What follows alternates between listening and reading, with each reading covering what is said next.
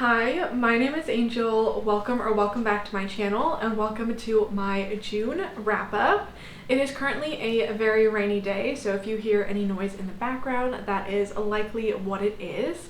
But let's just go ahead and get into the video. So in the month of June, I read 18 books, which equaled out to 3,035 pages physically read, and then I listened to audiobooks for 41 hours and 32 minutes. It was a very audiobook heavy month, and my average rating for all of these books was a 3.6. So as always with my wrap-ups, I go through everything that I read for vlogs because these are books that are already talked about on my channel and I don't want to repeat myself, and then we'll get into everything else. So starting with the vlogs that I uploaded in June, the first one that I did was swapping favorite books with my boyfriend. He read Project Hail Mary and he gave me Ender's Game by Orson Scott Card to read.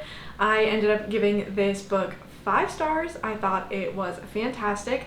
We are following a young boy named Ender, and he is sent to battle school, and basically the goal is to make him into the future captain of the space war, because there is a looming threat that these space aliens will attack humanity, and they need to have a good captain and they need to start training him young.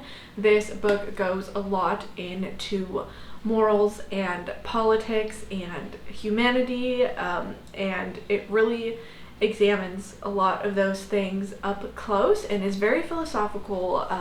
It goes a lot deeper than I expected it to go because it is a young adult book, but I thought this was fantastic. It is held up over the past 40 years for a reason, and I would highly recommend this to anyone that is a fan of sci-fi. Then next I did episode 2 for my reading the OG dystopian books of the 2010s, where I am reading the Divergent series, the Maze Runner series, and the Hunger Games series, which is a reread for me. So obviously this was sequels. I read Catching Fire, a reread, so I don't need to give my rating, but that's a 5-star series for me. I read Insurgent, which is the sequel to Divergent, and it was not good. I give it 2 stars. And then The Scorched Trials, which is in the Maze Runners series, I gave 3 stars. And I'm not going to get too much into what any of those books are about. If you know the series, then you know the series. It's a sequel, so I can't really give a synopsis, but if you are interested in watching the first 2 episodes, those are out now, and episode 3 will be coming at some point. And then the last one, this is actually a vlog that was supposed to go up in June, but I'm still working on finishing 1 book for it, and then that will probably be the next video that I upload later this week. So I'm not going to get too much into it, but I guess I will give you guys a little sneak preview. The 3 books that I read for that were Perfume by Patrick Susskind, In Cold Blood by Truman Capote, and This Side of Paradise by F. Scott Fitzgerald. I'm not going to talk about my rating or really much about these books because, like I said, the vlog will be coming out pretty soon. So if you want to see what I think of these, you can go and watch the vlog. If you don't feel like doing that, my Goodreads is always linked down below where I leave my ratings and reviews for all the books that I read, so you can check that in the coming days to see my updated rating for these 3 books. So with all of that, that's all the videos, books that I read for content. So now we're going to get into everything else. So all of the other fiction books that I read this month, we're going to go through, starting with the lowest rated all the way up to the highest rated. Unfortunately, I did have a 1-star book this month, and that was The Veil by Rachel Harrison. This is a short story only available through Audible. I had a 3-month Audible trial because I wanted to listen to a couple of books that are exclusively available on Audible, and I figured, well, if I'm gonna cancel the subscription anyways, I might as well use as much as I can and try to pick up some free books as well. And this was one of them because I've read every other Rachel Harrison book, and for the most part I've enjoyed her books. I don't think, until this one, I don't think I've given anything less than a 3, but this short story was pretty stupid in my opinion. This is about a woman who works at like a historical village, so one of those places that is supposed to be educational, and the volunteers, the people that work there, dress up as if they are in the times. And yeah, so she is working there, and she works at like the funeral home in this historic village, and she climbs into the hearse that's parked there, and she takes a nap one day, and when she emerges, she is in a different realm, and she ends up meeting a ghost man there, and very quickly falls for him and is like, I need to kill myself so that I can be with this man and get some ghost dick, because my IRL husband in the real world is not satisfying me. That's literally what it is. Like, she's like, I want to fuck, but this guy's from like back in the day, and he's not gonna do that unless we're married, but I can't get married to him unless I'm dead. So she's like, I'm gonna kill myself for some ghost dick. And then at the end of the story, this is spoilers, okay? It's a short story. I don't think you should read this, but if you don't want spoilers, skip ahead. But at the end of the story, it's just, she's like, oh wait, actually, self-love is the answer, and I should love myself and not just kill myself for a ghost man. I thought the whole thing was really stupid, and it's a short story, so I can't hate on it too much, but there's definitely good short stories that exist in the world, and there's definitely a way to do that, and this was just not it. It was so dumb. My next lowest rated book was Caught Up by Navessa Allen. This is book 2 in the, I think it's called Into Darkness series. This one I gave 2.5 stars. I will talk about the first book in a little bit, but this, it was not nearly as good as the first book. I didn't like the dynamic in here. This is like a stalker dark romance, and we are following side characters from the first book. So it's kind of like a companion novel, but I wouldn't say you have to read the first one. It's just, you know, those characters are mentioned, so it makes more sense to read the first one, but I don't know. I wouldn't recommend reading this one anyways. It wasn't that good. But the male love interest in here is a part of the mob, and he reconnects with someone that he had a little fling with in school, and now they are much older. They had a big falling out between them. Their families don't agree on certain things, and then they find each other again, but actually he's been kind of stalking her the whole time. She is a cam girl, she's a sex worker, and he has been keeping tabs on her through that. He is like her #1 fan and is always sending her money and requesting private videos from her, and I don't know, it's just like, it was just a weird dynamic. I feel like he had a lot of red flags that the female main character was so quick to ignore, and I don't know why, and it just wasn't like, there was no tension and like suspense that the first book gave me and that I was expecting in this type of novel. I don't know, I just wasn't a fan. Then I had a 3.5 star read with Deep End by Ali Hazelwood, which is another like spicy, smutty romance. I actually like this one a lot more than I thought I would. This is about a woman who is an athlete. She is like a professional diver, and she had a accident where she was injured, and so now she has a lot of like trauma involving that, and it's really hard for her to push past that and get back into the sport that she does love, but she ends up in a kind of friends with benefits situation with another, he's not a diver, he's a swimmer, I think he's a professional swimmer, and they get together because they both have similar kinks that were not able to be fully explored in the past relationships that they were in, so they decide to make a deal to explore these kinks together, and then of course it turns romantic. I can't believe I'm gonna say this, but I enjoyed the smut in here. I did.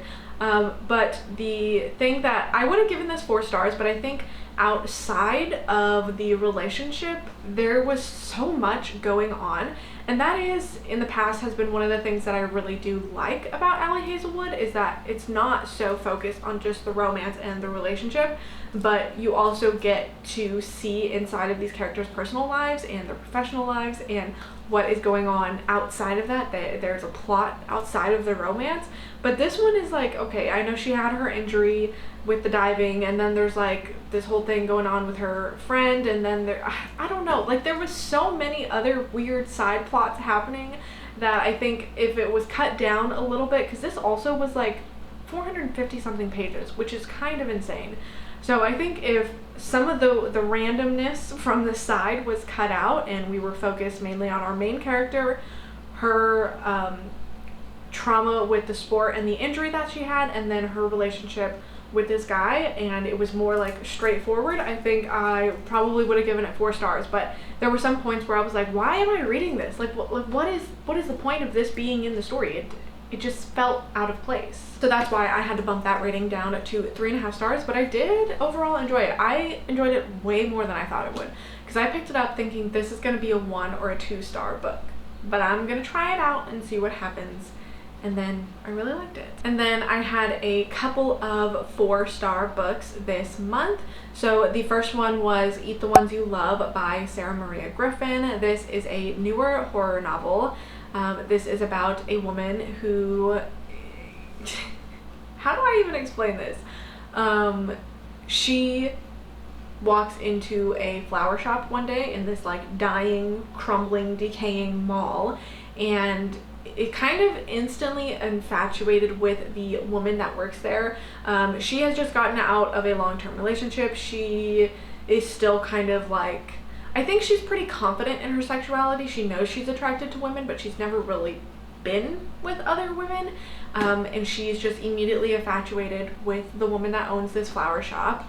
But there's also something else that is infatuated with the woman who owns the flower shop, and that is a sentient orchid who has a thirst for human blood, and that the shop owner has been taking care of and providing with sustenance.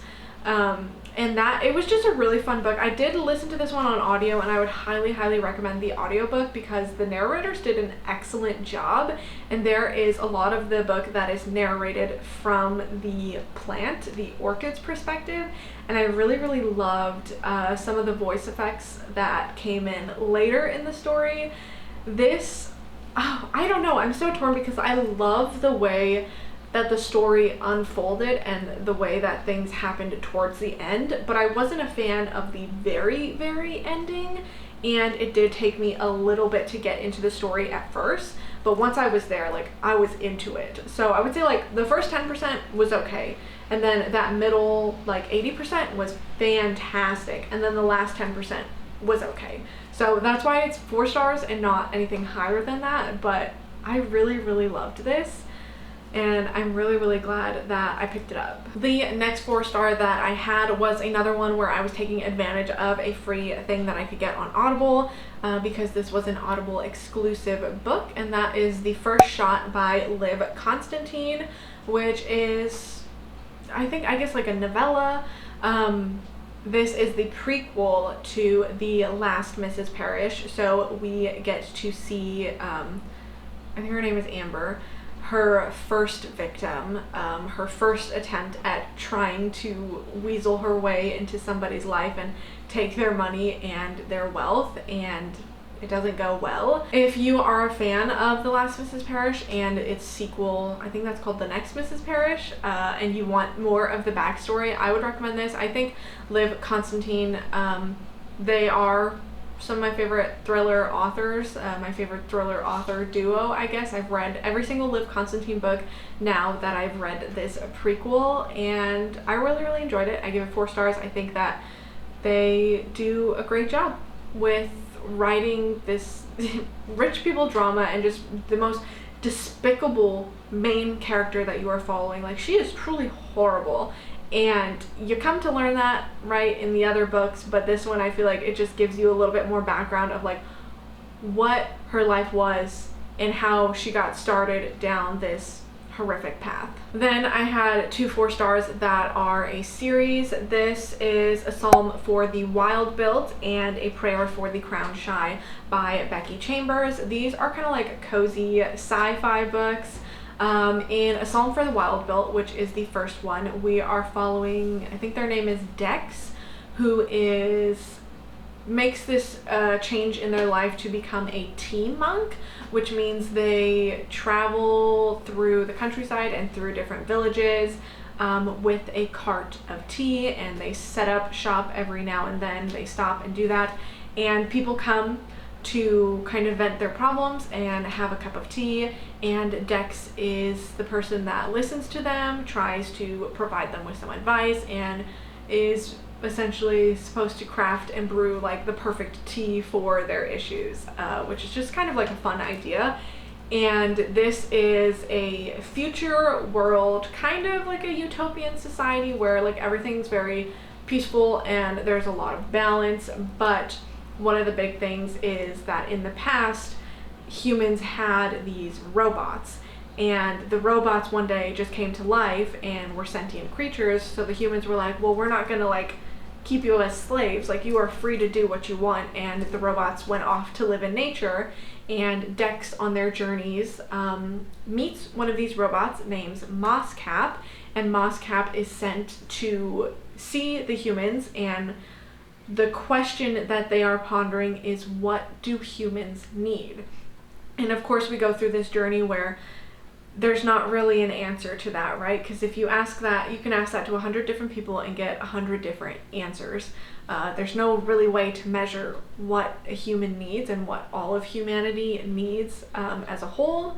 This, like I said, is very cozy sci-fi. It's a very feel-good sci-fi story.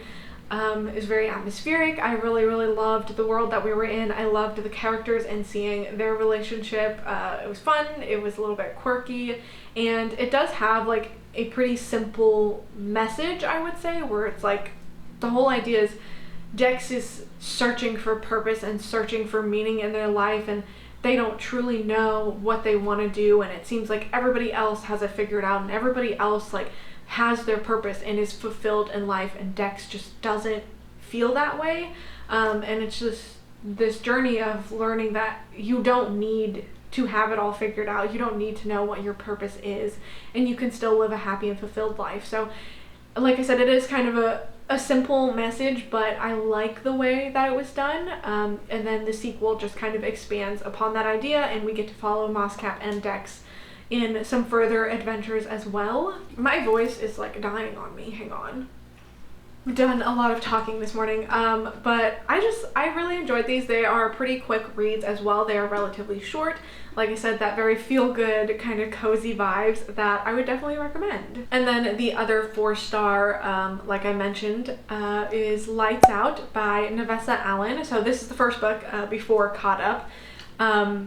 I don't think I really have to explain this one. Like, it's blowing up. It's one of those book talk sensations, and everybody's talking about it on the internet. It's a dark stalker romance. We are following this woman named Allie. She is an ER nurse, and her kind of secret little indulgence, her guilty pleasure, is mask talk, which I guess this is probably really a thing, but she is really into videos of creators that wear masks and have kind of sexual undertones to them, and that's kind of like a kink of hers. And she is obsessed with this one creator. She thinks, I don't know, she wants him to break into her house and get it on, and he ends up doing that and stalking her and coming to her home, and they begin a sexual relationship, and all the while she doesn't really know who he is because he's wearing this mask.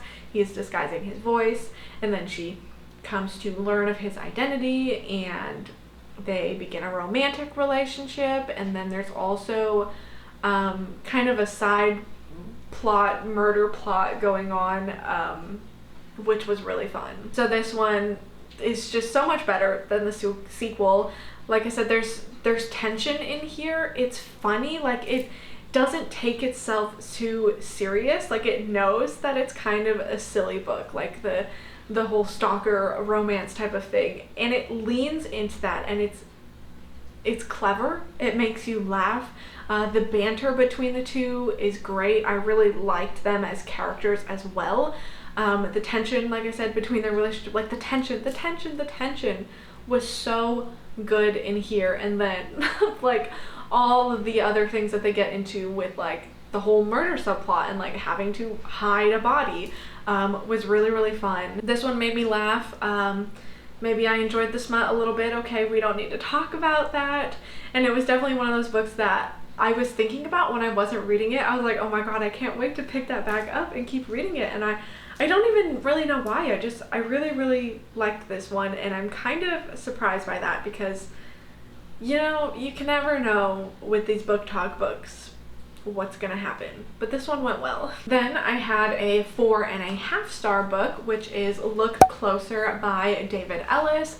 This is a thriller book. It's been on my TBR for a while. I've heard absolutely fantastic things about it, and now I fully understand why. I'm not gonna say too much about the plot of this because I feel like going in blind is probably the best idea, but at the core of the story is a relationship, marriage between two people, and every single person in this book is keeping secrets from someone else, and one person is trying to con one person, and that person is trying to con them back, and then another person is trying to con them as well, and they're trying to con them back, and like everybody's playing off each other, everybody is hiding things from each other. And I really love the way that the story came together and the way that everything was revealed very slowly. And this definitely had like a twist. Like there were definitely a few reveals and plot twists throughout the story, but there was one big one at the end. I was listening to this on audio and I literally had to pause. I was like, wait a second, like this character said this line, he just drops this line on us, and I was like, hold on, I need to rethink everything else that I've read so far. And I love when a book can do that, especially when it's a thriller, because, you know, that's usually the goal with the thriller, is you want to be shocked and surprised by a twist, and this one definitely pulled it off. I think it was very smartly told in the way that the story was woven and everything came together. So I would highly recommend this if you are looking for a good, twisty, shocking thriller that is very fast-paced, keeps you engaged. This is a good one. And last but not least, the last fiction book that I read, and my 5-star for the month, was Daisy Hates The Great Undoing, which is the 4th book in the Magnolia Parks universe series, the 2nd Daisy Hates book. I buddy read this one with Brooklyn, as I have read the rest of the series, so we will probably do a live show on this. I don't know when. Don't ask me, we don't have any details yet, but eventually I'm sure there will be a live show for this. This one really took me for a ride, the emotions that I felt, but mostly I was just very happy because I love Daisy and Christian. I think Daisy and Christian are miles better than Magnolia and BJ, and after the disappointment that was The Long Way Home, I was so happy to be back with Daisy and Christian and their relationship.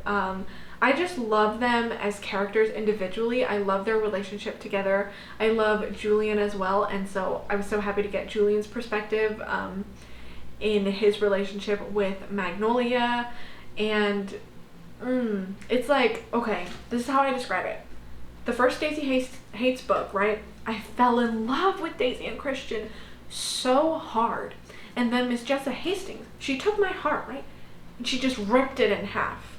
And I was like, oh, that hurts. And then we have The Great Undoing, where she sews my heart back together. And I'm like, oh, this is fantastic. Daisy and Christian, everybody's happy, everything's fine, but you should never get your hopes up in a Jessa Hastings book, because then she ripped my heart out again and smashed on it, slammed it with a hammer, broke it up into a bunch of pieces. So she's gonna have some work to do to repair that in the next Daisy Hates book, which, when are we gonna get that? I don't know, hopefully soon. But this was great. Great, I don't know if that's the right word. It was 5 stars, so it was good, but it hurt a lot. Okay, and then we will get into nonfiction. I actually only read one nonfiction book this month, and that was Ocean, Earth's Last Wilderness. This is by David Attenborough and Colin Butfield. This book is divided into different sections based off of different parts of the ocean. It's just informative. I feel like I didn't give this one a rating. It's definitely not the best nonfiction that I've ever read. I don't really think that I gained a whole lot from it, because I think if you have watched any ocean documentary or done any sort of research to gain knowledge about the ocean, like, you probably know most of the stuff that is talked about in this book, and the impact of climate change on the ocean and how important the ocean and the ecosystem is for life on the planet. The main reason I wanted to pick this up is because it's narrated by both authors, but you know, David Attenborough, everybody knows him, right, for his narration. So that was the main reason I picked this one up. I don't think that I really gained a lot from it. I think my favorite sections were the ones on the Arctic and then the one on mangroves, because that one I actually I think is the section that I gained the most knowledge, because I didn't know a lot about mangroves and how mangrove forests really work and how important they are to the ecosystem when it comes to the ocean. So there were some things that I gained knowledge about, but overall I didn't take away a lot from this book. I think it was okay. I don't know. I don't really have more to say about it. So that is all of the 18 books that I've read in June. Once again, be on the lookout for the next reading vlog. It's a really fun reading vlog, and I hope that you guys enjoy it, because I had a fun time filming it and reading these books. So that will be going up later. You guys can get my full thoughts on the 3 books that I mentioned towards the beginning. But with all of that being said, that is everything for my June wrap up. So if you've made it this far, let me know your favorite book that you read in the month of June. With all of that being said, thank you so much for watching, and hopefully I will see you guys next time.